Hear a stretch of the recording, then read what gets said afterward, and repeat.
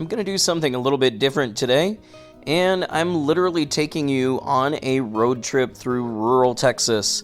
This right here is Mexia, Texas, and it's where I spent the night last night at the Best Western, which was pretty decent accommodations if you're looking for somewhere to stay in the area. I had a very large room, was quite impressed with that.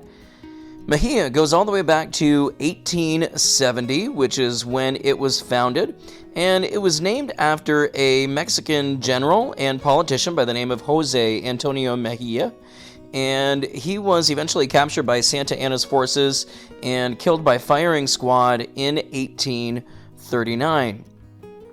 Mexia was founded in 1870 with the Houston and Texas Central Railway's arrival in the area, and by 1873 it was incorporated as a city. Fast forward to the 1920s, and there was an oil boom in this area, which turned Mexia into a boom town of sorts, and it blossomed into some of what you see here today. And we have kind of gained some commercial development. As you can see, we have McDonald's, Taco Bell, CVS. Anything that you might need in the area is going to be in this area. And while we're talking about what's in this area, let me give a compliment to H-E-B, this grocery store that's here on the right.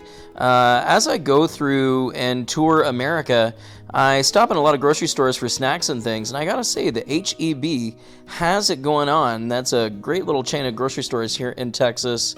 Highly recommend them. They have really good bakery items. It's not a real commercial taste. It almost tastes like homemade baked goods. But anyway, moving on. Mexia has plenty of historical sites for you to go check out, although I was not able to go look at them personally because I was just passing through at this time of the day.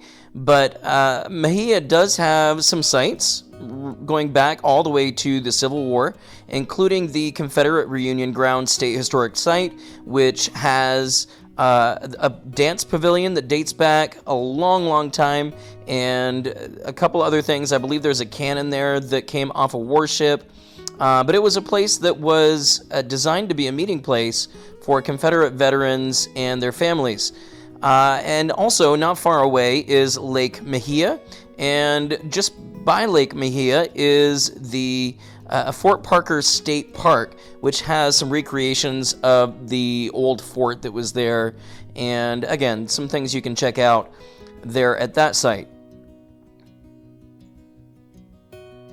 Today, Mexia has just under 7,000 residents that call this place home, and like many good Texas towns, they support their local high school football team, which is the Mexia High School Black Cats.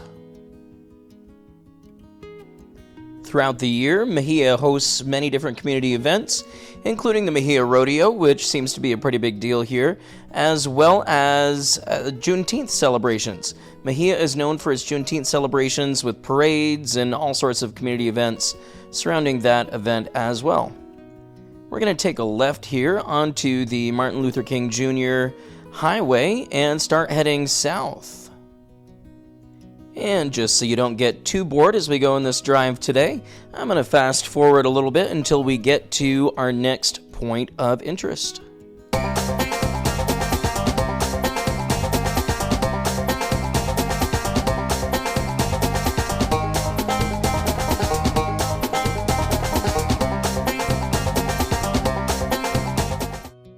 And now we're coming into the little town of Groesbeck, Texas. Now, Groesbeck is another town that actually started with the Houston and Texas Central Railway, same year as we just saw in the last town in 1870. It was named after Abram Groesbeck, who was a railroad director, and in 1873 this became the county seat, replacing Springfield. And this became an early agricultural trade hub for farms and ranches throughout Limestone County. Today, Groesbeck has a population of less than 4,000 people, and its economy is based on a mixture of agriculture and mining and small manufacturing that's done in the area here. Historically speaking, Groesbeck also had a close tie with Fort Parker, And apparently there's some different stories connecting the fort here to Groesbeck as well. One such story is of Cynthia Ann Parker, who was a white girl who was captured by Comanches at age 9 in 1836, and she was adopted by them and grew up to love and live just like one of them. And she actually married a chief there and had kids with him. But in 1860, she was forcibly rescued by Texas Rangers and returned to the white world that she really didn't even know, because she was raised as a Comanche. And eventually she just died of grief, forever wishing to be with her Comanche family. Not too far away is Lake Limestone, which is a great place of rest for both locals as well as tourists coming to the area. While Groesbeck does not have quite the infrastructure of retail and options that you have in Mexia, as you can see as we enter the downtown area here, there is enough to keep you busy and satisfy you while you're in town. From what I've seen online, it seems that the town here is very proud of their courthouse, which was built in 1891, and it's still standing here today, and has the nickname of being the $1 Million Courthouse, Limestone County's $1 Million Courthouse.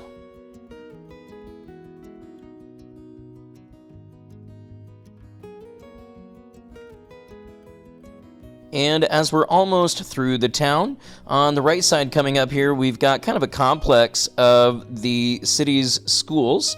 And the mascot here is the Groesbeck Goats.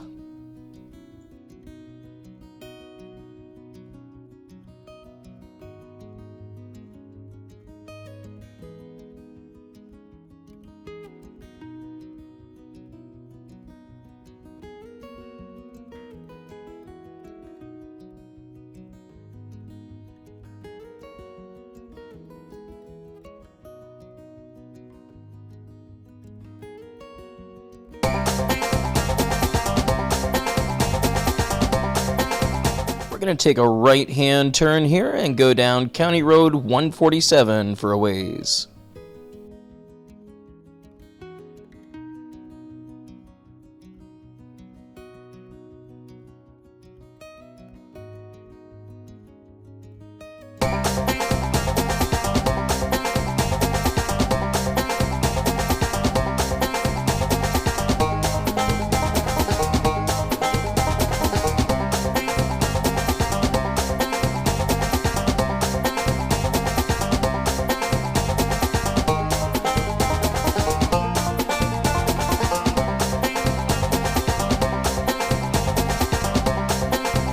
If you blink, you might miss this next one, but this is McClanahan, Texas, which is technically not an official town.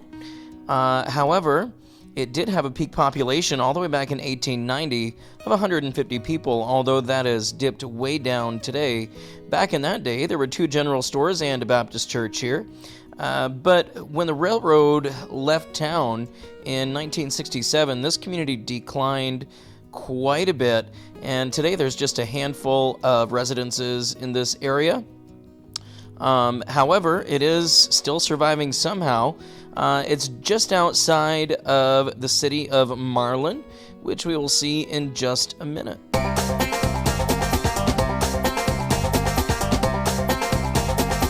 Welcome to Marlin, Texas. Now, because I was following the GPS on my phone, I didn't actually see a whole lot of the downtown area here in Marlin, but I'll show you what I saw anyway. It's still part of the town, so here you go. Marlin actually goes all the way back to 1850, when it was founded as the county seat of Falls County. Now, Marlin is named after a man named John Marlin, who was a Texas Revolution veteran. And as the town got set up here, of course, being the county seat, the courthouse is central to the town, and churches developed around the town square, and the town just kind of built up from there. Now, the railroad, just like with so many other towns in this area, when they came to town, growth of the city here was boosted quite a bit. Now, in 1892, a crucial discovery was found here when they discovered hot mineral water in Marlin. And so that made this a health resort, and many tourists started to come to the area because of that, to the point that in the early 1900s, Marlin was known as the mineral water city of Texas. Kind of a fun fact about Marlin, from 1906 until 1918, for some nationally known baseball teams, including the Chicago White Sox, they held their spring training here in Marlin. Now today, population is somewhere around 5,500, and it is still the county seat of Falls County. It's also the home of Falls Community Hospital, which serves Marlin and its surrounding areas.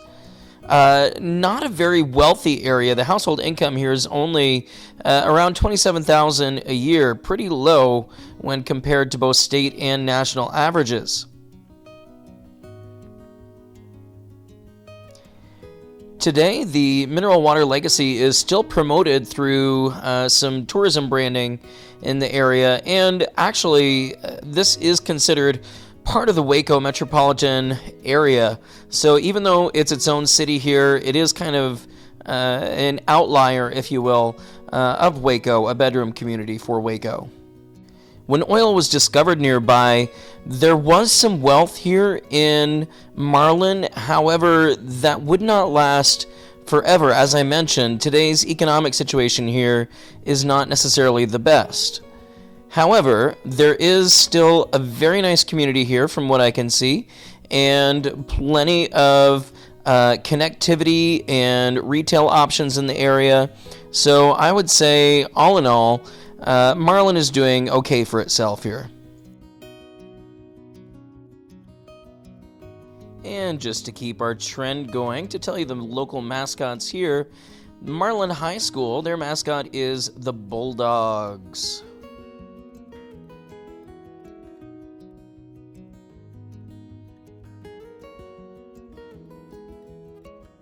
From what I've read online, it appears that the city is doing their best to kind of bring the town back to life, and it's serving as a kind of hub of activity in the area as they try to bring in new businesses and investment to the area to create a stronger economy here in Marlin and provide some more employment opportunities.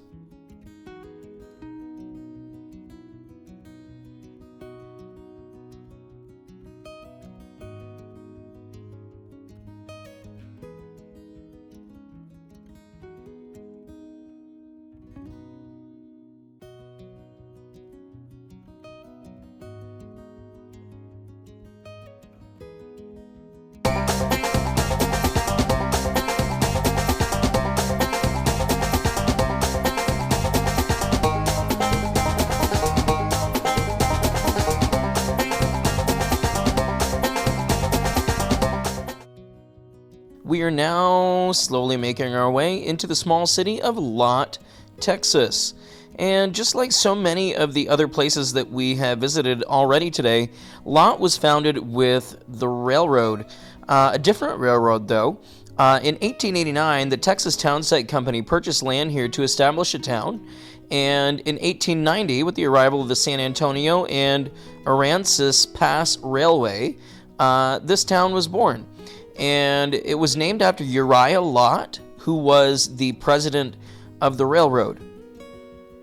And in 1890, it was incorporated by unanimous vote by all of its roughly 200 residents that were the founding members of this town. In that early economy, cotton gins and grist mills were a big thing here in Lott. And by the late 1890s, we had a population here of over 1,200 people. The town here would continue to be prosperous throughout the early 20th century with railroad and farming and all of that in the area. But by 2020, the last census that was taken, population here was down to 644, down quite a bit.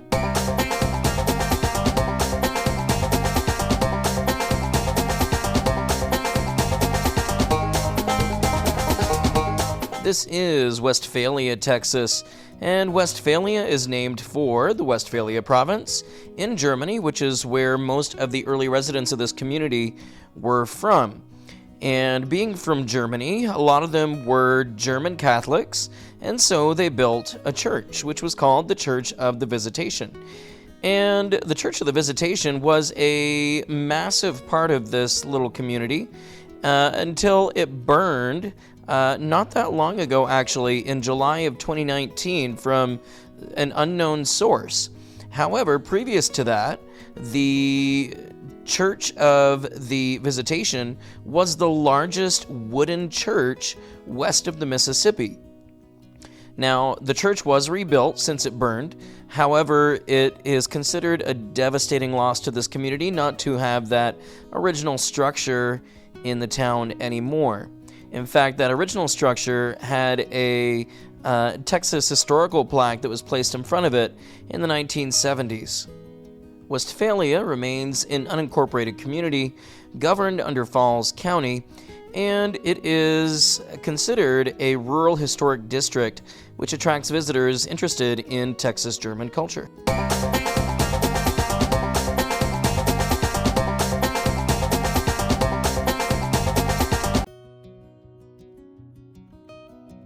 Our final destination on our little drive today is Zabcikville, Texas.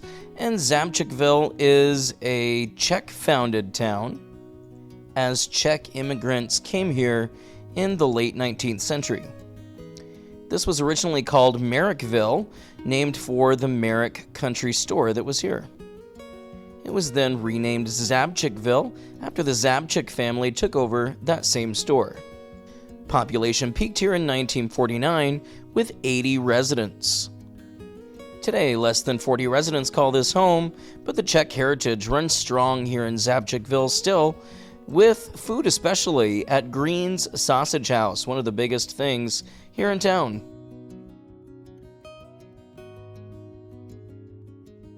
We'll see you next time somewhere else down the road.